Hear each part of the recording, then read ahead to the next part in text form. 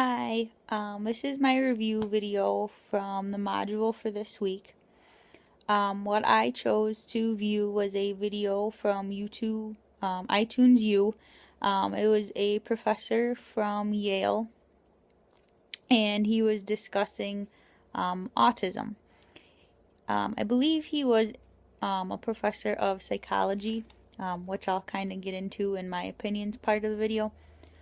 But I just kind of want to start my video out with why I chose to learn more about autism.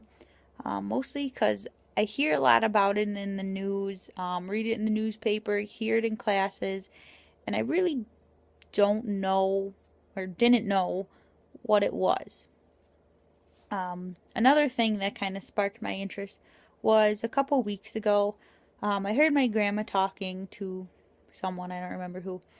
And keep in mind my grandma's 85, so give her some leverage on this.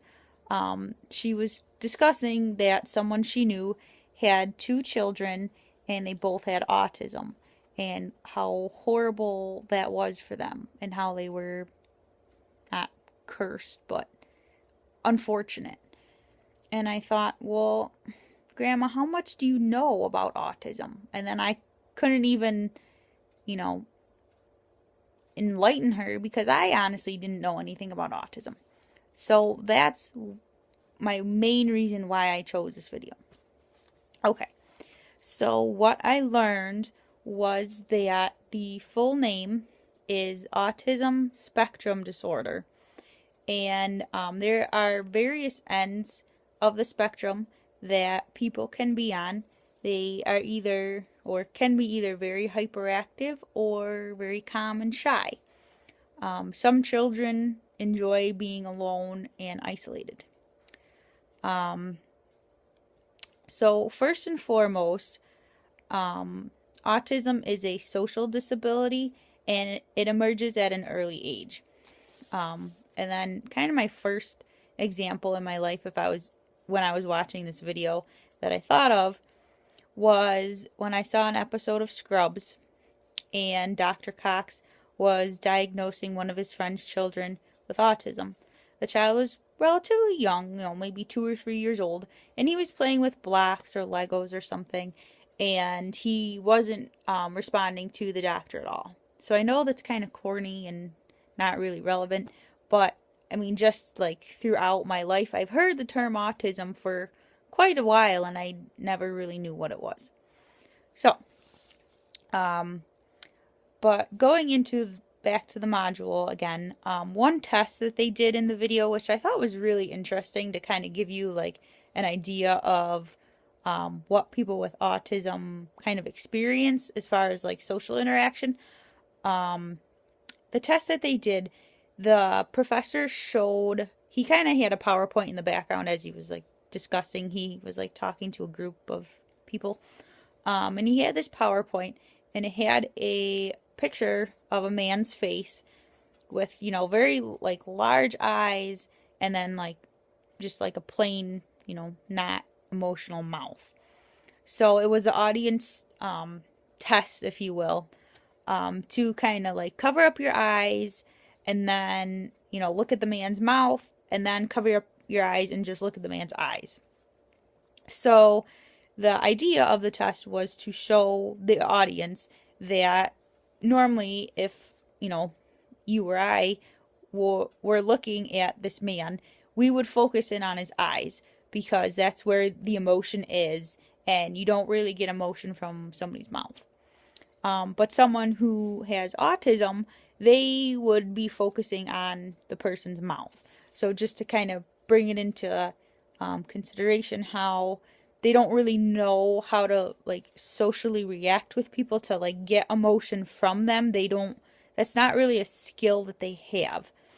There was another example where I don't know if it was from a horror movie or where it was from, but something really dramatic happened and like a man pulled a woman off to the side and like swept him into her arms or her in his arms, and the person with autism would have been like looking past them at the like light switch on the back wall. They wouldn't have been paying any attention to what was going on as far as like emotions and like the dramatic effect that the, video or what it was that was going on.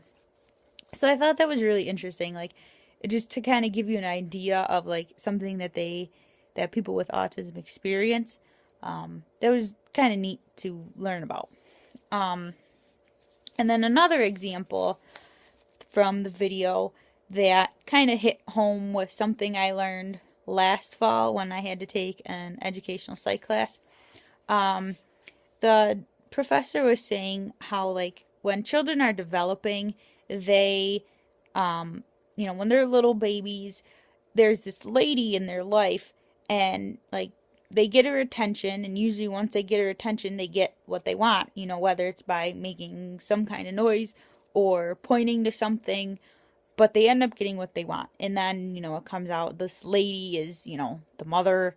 She comes in, the child points at, I don't know, a bottle or milk or whatever a baby would want, and then they get it.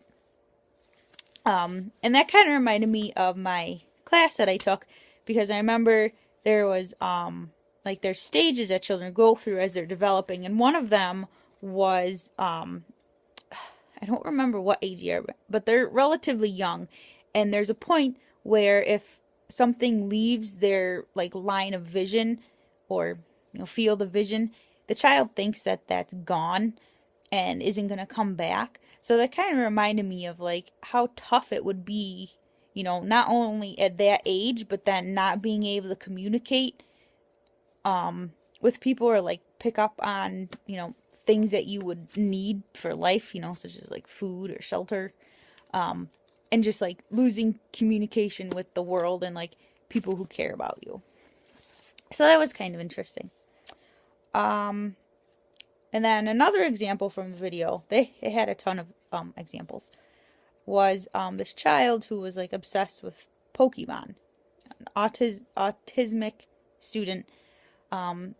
They hooked like electronic devices up to his like brain, or well, his head, and it showed the child, when he was viewing, one thing, say a certain cartoon or something, and then when he saw like Pokemon, and when he saw Pokemon, his like the sensors in his brain like really lit up, and he was like really like stimulated, and he had like a great reaction to him, which I thought that was really interesting, because knowing things like that, like what students are actually interested in, we can kind of vary that into our curriculum to, keep their attention and, maybe modify our lessons a little bit.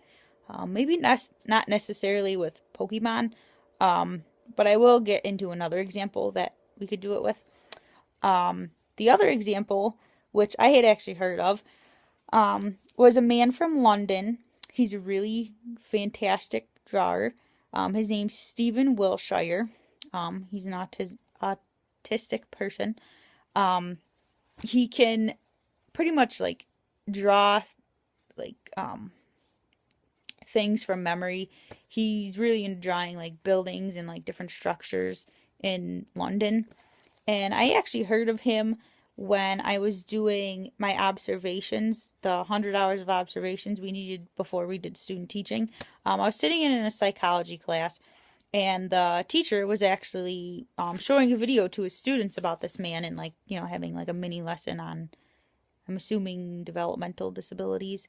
But yeah, so I was pretty excited. I had actually heard of this guy, and I recognized some of his drawings, and it's just interesting because the professor pointed out that there was one photo that Stephen had drawn from memory. It had like a little construction sign, it was a building, and then he remembered the day that he was there, it was under construction. So in his picture, when he went to redraw it, it had the construction sign there, where normally, like, if people go to view a building, they go to see, its beauty and its, structure, and you wouldn't necessarily include the construction sign as part of your, Big Ben or, whatever building you were drawing.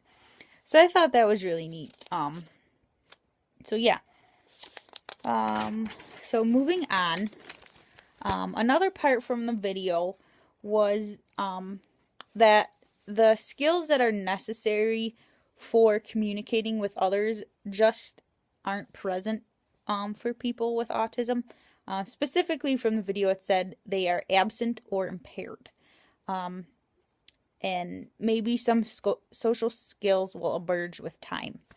So, I mean, I just can't imagine how difficult it would be to try to communicate, and like how frustrating that would be to try to tell people what you want or like what you want to do, and you just can't. Like you don't have that like range of communication where, you know, we take for granted. And that kind of reminds me of, I think it was last session that, you know, we were learning about the different disabilities, and, you know, having students sit down and play a game of Monopoly and not being able to talk, or, you know, having a very specific vocabulary that you can use, just to kind of set the scene or set the stage for how difficult it is. And then another test from the video, it showed a picture of a computer, or what looked to be like a computer. It was a very quick like flash of a picture. It looked like a computer, but when the professor went back and showed it, it was actually like different treats, like cookies and things that were like built to look like a computer.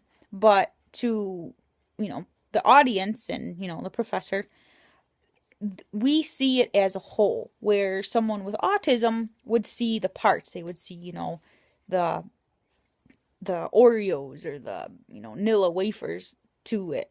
They wouldn't like put the parts together to realize that it's, you know, one thing.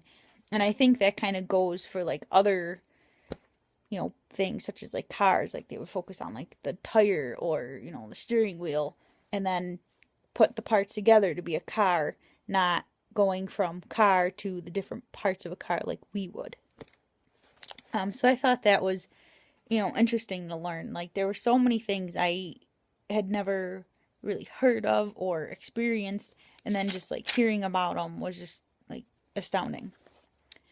Okay. And towards the end of the module, the professor discussed the potential dangers someone with autism might run into. So unsupervised use of the internet. I'm not really going to go into very much detail on that. We can, you know, assume what would happen if a young child or teenager was using the internet unsupervised and not necessarily knowing what they're looking at.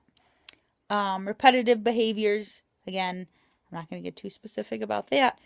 And then lack of street smarts, which I thought that was kind of interesting when it comes down to, you know, maybe if a child with autism, well, not child, you know, I'm assuming an older student with a social disability, you know, might get him or herself into a situation where, you know, it's not necessarily appropriate, and then, you know, they might be faced with a little jail time, and that's just because, you know, they don't know how to react or act around other people.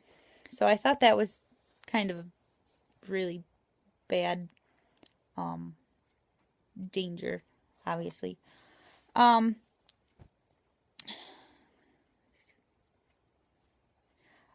yeah, so just as a general kind of idea that I got out of the module was that after seeing especially the things that really stimulate children with autism, they're all different. So we saw Stephen Wilshire drawings are, you know, or drawing he really enjoys, or the little boy who really enjoys Pokemon.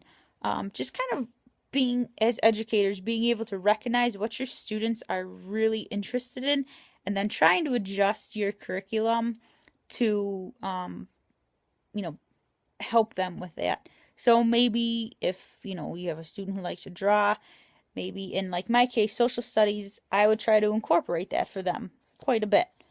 Not really sure about the Pokemon. That would take some thinking, maybe some like character role playing.